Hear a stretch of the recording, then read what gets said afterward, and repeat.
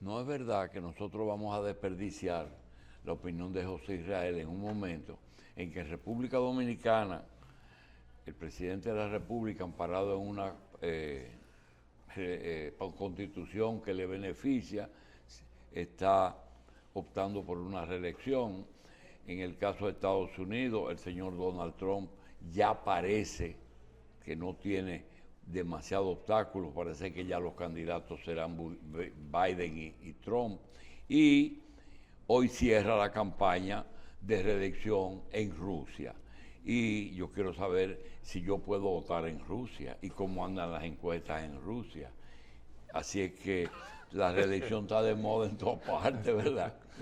Sí, así es. Allá es parte de, no tiene que ser constitucional, ¿verdad? Allá es rumba abierta para baile, el que está sigue. No hay límite, no hay límite. No, ya no. La reelección. Límite. Se modificó la Límite, constitución. dice. Se modificó la constitución. Porque allá hay constitución. Sí, claro. Ayuda es que allá no había. No hay constitución. Sí, Aquí había cuando Trujillo también. sí, exactamente. Y con Lili había con eso. Sí. Y Trujillo Pero háblanos. siempre se ocupó de estar dentro de la legalidad, dentro de lo que las leyes establecían en aquel entonces. Y había naturalmente sus exabruptos, que todo el mundo conoce. Bueno, porque no se podía matar a una persona cada 5 minutos. Ni en base a la ley, Ni ¿verdad? matarlo 2 veces. No, tampoco. Bien, pero háblanos de la reelección, de la situación electoral allá. ¿A dónde? O en Rusia, hoy cierra la campaña por su reelección desenvainando su dentadura nuclear. Bueno, él aprovechó la coyuntura para decir, estos días son peligrosos. Él le respondió a Macron. Yo no sé por qué. ¿Qué es lo que está pasando, ingeniero? ¿Por qué hay tanta preocupación? ¿Por qué se está hablando tanto ahora de que la OTAN se tiene que involucrar? Ahí hubo una grabación de una reunión de unos altos oficiales de la Fuerza Aérea de Alemania.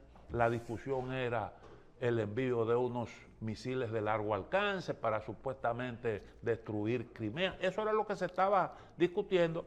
La inteligencia rusa grabó esa conversación y eso, bueno, pues levantó una gran polvareda en toda Europa y buena parte del mundo. Y ahora Macron reitera su posición de que la OTAN tiene que involucrarse, que esa es una opción, el envío de tropas. ¿Qué es lo que está pasando ahí? Cada país de Europa tiene su propia política. Y aunque ellos están muy unificados alrededor de la OTAN, entre sí tienen profundas diferencias. Igual pasa con las naciones, en cualquier conjunto geográfico que tú puedas establecer, siempre hay puntos de coincidencia y puntos de disidencia. Y entre los alemanes y los franceses particularmente, ¿quién saca la cabeza más? Es importante. Todavía los alemanes están muy alitraneados como consecuencia de sus 2 fracasos en las guerras mundiales del siglo pasado. Cuando pueden esgrimir los éxitos, son capaces de destruir el mundo y construirlo otra vez, 2 veces en un siglo. Pero ellos, esa es una parte que no manejan mucho. Todavía no actúan con plena libertad de pensamiento. Pero los franceses sí lo ejercen, aunque su papel en la Segunda Guerra Mundial no fue nada honroso, ni mucho menos. Sus aliados lograron que eso no se tome mucho en cuenta. Pero Macron tiene además una vida personal muy particular, es un hombre que triunfó desde niño. Uno de los ideales de cualquier niño es la maestra. Él se casó con la maestra. O sea, es un muchachito agentado. Entonces, él opina más de la cuenta porque eso es una distorsión del tema. Eso de que se puede hacer una guerra nuclear con controles, eso no es posible. La guerra nuclear, sabemos dónde empieza, nadie sabe dónde termina. Los propios pilotos que lanzaron las bombas en Hiroshima y Nagasaki, que son las únicas que se han utilizado para fines bélicos, de la historia humana, y la estiraron, murieron arrepentidos de haber hecho esa incursión. Se enconcharon en su existencia para siempre, después que vieron el desastre, la barbaridad que habían hecho. Entonces, particularmente la segunda bomba, que fue un machacar en la tragedia. De manera que con eso el lenguaje tiene que ser moderado. No se puede estar jugando con eso. Y Macron no sé para qué se pone a hablar de eso, está sacando la cabeza. ¿No será un discurso político? Porque ahora mismo en Francia... No, con eso no se puede hacer política. Bueno, pero yo digo, no debería, ¿verdad? Pero ahora mismo el liderazgo parece un tanto alocado, porque el solo hecho de que tú estés planteando el envío de tropas, eso representaría una gran escalada en un conflicto entre potencias nucleares. No es poca cosa lo que se está planteando. Eso es prácticamente una declaración de guerra lo que está proponiendo Macron. Sí. Una declaración de guerra. Entonces, si estamos llegando a esos extremos, hay que buscarle una explicación. Él fue claro y él dijo, aquí tenemos una realidad y es que Rusia está avanzando en el teatro bélico, en el terreno de la guerra. Y nosotros no podemos permitir que Putin gane la guerra. Ese es el problema que está planteado ahí. No podemos permitir que... Ahora, hay un problema en Estados Unidos porque Europa depende de Estados Unidos para su seguridad. Pero en Estados Unidos hay un hombre que si celebraran elecciones hoy, ganaría más o menos holgadamente. Eso es lo que dicen las encuestas. Ese señor se llama Donald Trump. Él no hace nada honradamente. ¿Qué él no hace? No ha hecho nada honradamente nunca en la vida. Eso es parte de su propia... ¿Usted dice Donald Trump? Sí, sí. Que devuelva el Teatro Nacional aquí, que lo devuelva.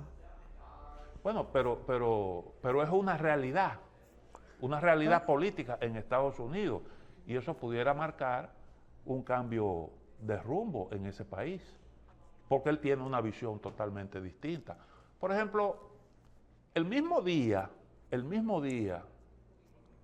que se anunciaba la incorporación formal de Suecia a la OTAN, Donald Trump recibía la visita de Víctor Orbán. Y Víctor Orbán fue el hombre que objetó la ampliación de la OTAN y que hubo que presionarlo tremendamente para que él aceptara que se incorporara Suecia y Finlandia. Y entonces él ahí elogia a este personaje. ¿Qué es lo que él está diciendo? ¿Qué es lo que él está diciendo? Yo creo que hay una posición muy clara ahí y eso debe estar preocupando en Europa. Lo de Macron no es una manera de arrastrar a Estados Unidos a un conflicto. Mira, yo no sé cuál es el motivo que mueve a Macron, que no sea sacar cabeza como principal de Europa, dando tónica. Y es el único país que tiene armas nucleares, de la Unión Europea. Después ahí está también Reino Unido. No, los dos tienen armas nucleares, los dos. Alemania no, por supuesto, todavía. No. Pero esa declaración realmente es inexplicable. Porque una decisión de esa naturaleza no la puede tomar él, no la debe tomar él. Es un problema que compromete a toda la humanidad. Ingeniero, no quiero desperdiciar su presencia y me gustaría tratarle un tema que hoy en día es el que centra la atención del país, lo de Haití. Y esa decisión que se acaba de tomar de crear una especie de Consejo de Estado. De Consejo de Estado, porque se le está asignando la misma función que tiene un presidente a un órgano colegiado. En un país pero donde... eso lo hicieron aquí, es el esquema de la solución dominicana, la que están llevando ella. La solución dominicana. Hasta el número 7. 7. Es el esquema de Walter Martin. a 7 cabezas. Sí, eso fue así que se hizo aquí. Y ellos creen que va a funcionar igual allá porque es otro pedazo de la isla. Entonces, están perdiendo el tiempo. Aquella es otra sociedad completamente distinta a la nuestra, en todo tiempo y espacio. Y además, en el siglo XX, nuestras economías tenían más parecido que las de ahora, la situación de ahora. Bueno, si tú tomas la muerte de Trujillo y el ascenso de Duvalier al poder, en el momento en que Trujillo muere, el Producto Interno Bruto de Haití era ligeramente más grande que el Producto Interno Bruto dominicano. Hoy no son comparables. El Producto Interno Dominicano no es bruto, es bastante inteligente. El Producto Haitiano se ha reducido. Y bueno, Trujillo duró 30 años y construyó una base industrial. Duvalier duró 30 años, 27. Y lo que hizo fue involucionar a Haití. Para mí, el punto clave de la involución haitiana es Duvalier, porque es el que cierra la universidad. La universidad haitiana se cerró, sus profesores se fueron a Canadá y a Senegal, nunca volvieron. Haití no tiene pensamiento organizado. Ahora, en momentos Aunque difíciles, fuera una minoría, siempre las universidades son de minorías, existía una universidad mejor que la de aquí en ese momento. Y los dominicanos que se graduaban en Francia, en el siglo XIX todavía, se quedaban en Cabo Haitiano, que era el puerto del norte por el cual se venía de Europa.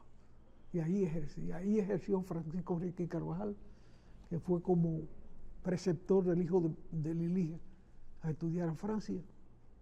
Y aprovechó, hizo su carrera de medicina. Ahí ejercía el doctor Llena, que los sábados iba a Santiago a caballo para dar consultas, pero volvía el lunes a ejercer en Cabo Haitiano. Esa situación se invirtió totalmente. Hoy un médico haitiano, consecuencia de esa emigración forzada del talento haitiano por el cierre de la universidad, viene de Montreal a Sosúa, a Punta Cana, pero no va a Haití. Para Haití es algo que su papá vivió. Ellos no tienen esa integración que tiene la República Dominicana con su masa emigrada. Esa integración que se refleja en las remesas. El vínculo de la emigración dominicana es muy estrecho. El haitiano que se va no tiene vínculo con esa sociedad. No vuelve. Hay un video que se ha hecho viral grabado por un jovencito haitiano, donde él critica a la comunidad internacional, dice que lo que se ha hecho en Haití en gran medida es una responsabilidad de la comunidad internacional y que el que promueve una intervención en Haití es un enemigo de Haití, que lo que hay que hacer es... Mira, yo vi al jovencito, se ve que es un muchacho haitiano educado aquí, porque no tiene acento, se expresa muy bien, pero él tiene un solo problemita, que él está soñando, no conoce a su pueblo. Entonces está hablando que él inclusive llega a terminar diciendo que el que pide intervención es enemigo de Haití. ¿Pero enemigo de quién? Si la única cosa que ha hecho Haití es ponerse de acuerdo en un solo punto, en ponerse en desacuerdo. Están totalmente de acuerdo en ponerse en desacuerdo. Esa es su idiosincrasia. ¿Qué uno va a hacer? Yo lo que le iba a preguntar era precisamente si hay un camino distinto que no sea el de que la comunidad internacional se involucre. Y como dicen algunos, que los haitianos decidan ellos mismos. ¿Cuál es haitiano? Porque si tú no cuentas con las bandas, tú no tienes poder. Tú tienes que sentar a las bandas a hablar. Si no, no hay poder. Porque ellos crearon eso. Ese señor Bukele, ¿cómo se llama? ¿Del Salvador? No, El de Haití. El de Haití. Henry. ese señor cumplió una pena en Estados Unidos. Ese Guy Philippe. Ese fue, y lo sueltan. Claro, si él cumplió su pena, lo lógico es que lo suelten. Le faltaban 3 años. Bueno, pero eso es normal en los Estados Unidos. Ellos están sobrepoblados las cárceles y normalmente al que se porta bien lo sueltan temprano, porque necesitan el sitio. Y ese es un tigre fuerte, además, dominante. Es mejor soltarlo. Yo no creo que los Estados Unidos lo hayan soltado para que él tome el poder a nombre de la delincuencia, porque es tan absurdo eso que hay que rechazarlo hasta de Estados Unidos, que hace 1000 disparates y 1000 tonterías. Pero el efecto es ese, es un efecto que ha aglutinado la delincuencia espontánea de una nación sin orden social. El orden no lo establece la policía, lo establece la estructura social. Sobre eso se asienta el orden. La policía es un instrumento, a veces más delictivo que los propios delincuentes. Es más, este es de origen policial haitiano. Él fue jefe de la policía. Después se metió a traficante de droga y terminó preso en Estados Unidos. Bien. Pero en definitiva ha cristalizado como el único núcleo que tiene el don de mando necesario para emparejar una resma que tiene papel de todo tamaño. Es difícil emparejar papel de distintos tamaños y de distintos nivel social y educativo. Ya los barrios de Puerto Príncipe, donde se aislaban las élites que ellos llaman, élite económica, élite intelectual, élite social, que deben ser muy estrechas, ya son parte de la misma sociedad disuelta. Y mucha gente de esa de la élite vive aquí, en la República Dominicana, y ha trasladado empresas para acá. Y hay algunos que participan sobre todo en el mercado de los combustibles que se han asociado con los dominicanos. Donde tú ves las marcas francesas de combustible, búscale la pista. Y ellos están presentes aquí con capitales. Sin embargo, un supermercado que estaba muy bien instalado de ellos en la Tiradentes cerró recientemente. Yo no entiendo cómo esa gente que montaron un supermercado que tenía características diferentes a las cadenas locales, o que venía de allá, cómo palideció tan rápido. Pero bueno, eso pasó. Hay que registrarlo. Vino, no pudo. Pero hay otros que se van arraigando aquí.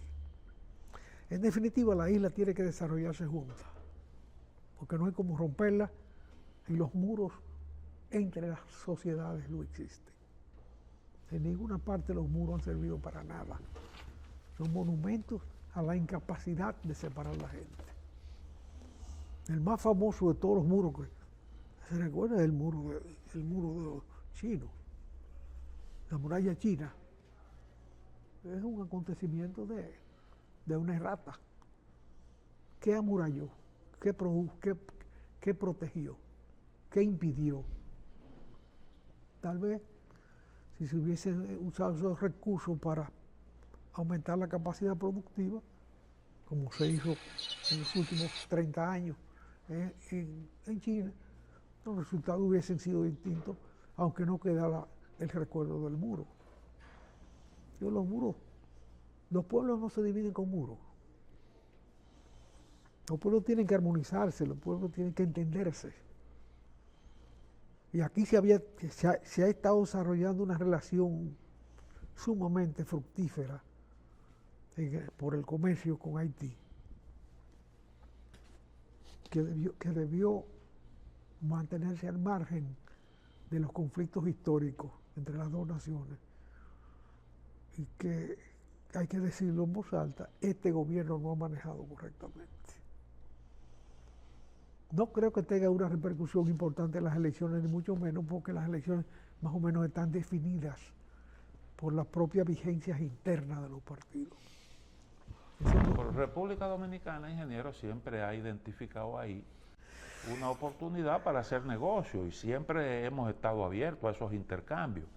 El tema es la inseguridad de aquel lado y cómo eso puede repercutir en República Dominicana. Hay una preocupación que tiene su explicación, porque eso evidentemente que en algún momento va a estallar como una granada. Y ese es el punto. Ahora, lo que me llama mucho la atención es la posición de Estados Unidos. Cómo Estados Unidos, existiendo un asunto ahí, un problema tan grave, porque eso es una situación muy, pero muy grave, en Haití viven cerca de 11 millones, qué sé yo, ya uno ni sabe, de personas. Y la situación social que hay ahí es sumamente complicada. Haití está en un proceso de involución que va a ser, le tomará mucho, pero muchos años volver a la situación que tenía hace algún tiempo. Porque estamos hablando de 5 años de crecimiento negativo, un país pobre haciéndose mucho más pobre y acumulando problemas sociales grandísimos. Y corregir eso va a ser una tarea grande. La posición de Estados Unidos, ¿cómo usted le evalúa, ingeniero? No, Estados Unidos responde al hecho cumplido. Estados Unidos está preocupado ahora, pero no se preocupó antes. Por ejemplo, y yo como que no lo veo como tan preocupado. No, debiera estar más preocupado. Como que no hay esa pero urgencia. pero ahora, por ejemplo, designó un embajador en Haití. Aquí no hay embajador hace muchos años. Yo creo están más preocupados por el embajador de Haití que lo que estuvieron preocupados 8 años por el embajador aquí. Y yo no lo entiendo. No. Yo no lo entiendo. Ellos siempre han tenido su embajador en Haití, siempre. Sí, está muy Sí, bien. bueno. Aquí tuvimos bueno, 8 años y cuando tuvimos, acuérdate que era lo que teníamos, un experimento sexual que no se había dado en ninguna parte del mundo. Una cuota política. Sí. Porque nosotros, yo te voy a decir una cosa, ninguno de los que estamos sentados aquí tenemos ninguna culpa de lo que está pasando en Haití. Claro. Y hay mucha gente que cree que sí, que es el pueblo entero el responsable de eso. Y nosotros, yo lo siento, pero nosotros no sentimos ningún problema de culpabilidad. Ahora, ellos quieren inventar, quieren resolver problemas, y lo que falta es más de lo que ha pasado. Que explote eso, que sigan armando ISIS aquí ahora. Ahora ya Cuba le explotó, ahora está pasando hambre Cuba. Hay que ayudar. Para contener los flujos migratorios. Para contener los flujos migratorios. Tú sabes, bueno. Porque esas son de las cosas contradictorias. Una de las razones por las cuales se flexibilizaron las medidas, las sanciones a Venezuela, fue por el tema de los flujos migratorios, no solo por la cuestión del petróleo. El problema es que los polvos de ayer trajeron los lodos de hoy. José Israel Cuello ha dicho en más de una ocasión que la conquista más grande de la Revolución Cubana fue el estado de Florida. Sí. Y eso es irreversible, porque ya hay una tercera generación que ni siquiera habla español, que tiene incidencia y que ha tenido incidencia electoral. La tuvo cuando Gore, acuérdate, ¿te acuerdas? Fue en Florida el problema. Sí. Pero yo no estaré aquí, yo me excusaré. De ahí se han generado dos presidentes norteamericanos. Han surgido por la decisión del voto en la Florida. Por seguro. Y ahora, el señor que tenía de contrincante a Trump, ¿dónde estaba? Santi, ¿es de Florida? Entonces, y si tú escarbas un chin, puedes encontrar una cubana o un cubano ahí fácil. Bueno, señores, nos vemos el viernes.